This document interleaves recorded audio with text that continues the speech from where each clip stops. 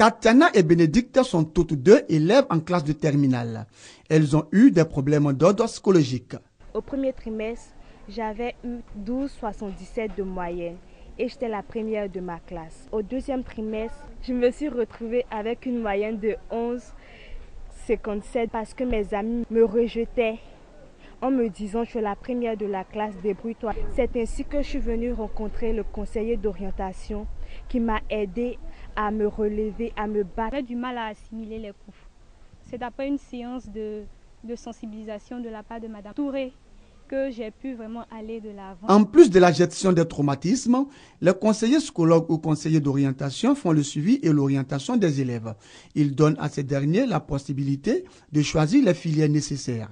Nos missions essentielles, c'est de nous occuper des apprenants en mettant à leur disposition des informations relatives aux filières d'études. Est-ce que la classe est un lieu de tricherie? Est-ce que c'est un endroit où les élèves bavardent beaucoup?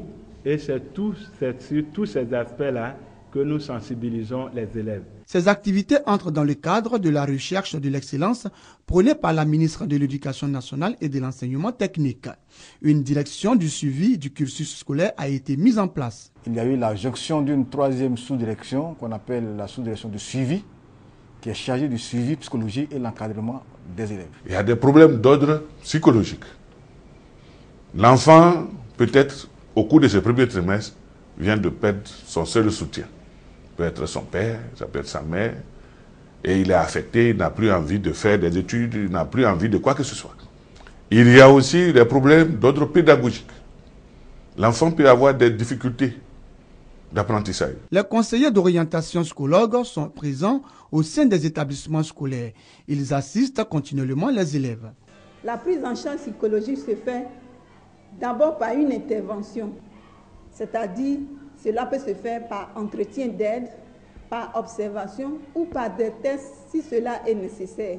L'inspecteur d'orientation traite l'information, les met à jour, les informations concernant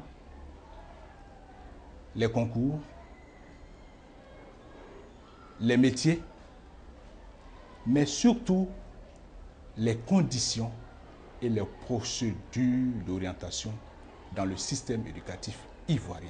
Certains parents obligent leurs enfants à réaliser leurs propres rêves en les orientant. Nous demandons aux inspecteurs d'orientation d'accompagner les enfants, les élèves, à visiter par exemple des structures, je veux dire des entreprises, pour permettre aux élèves de rencontrer des professionnels en vue de se faire une idée des différents métiers.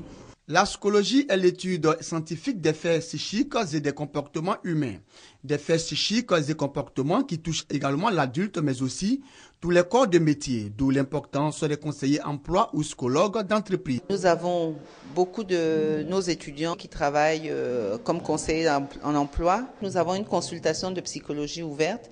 Nous faisons des consultations d'enfants, d'adolescents. Les psychologues ou conseillers d'orientation sont majoritairement formés au CIRPA, Centre ivoirien d'études et de recherche en psychologie appliquée. Le CIRPA est un centre annexe de l'université Félix Houphouët-Boigny. Les psychologues bénéficient d'une formation sanctionnée par un diplôme de maîtrise.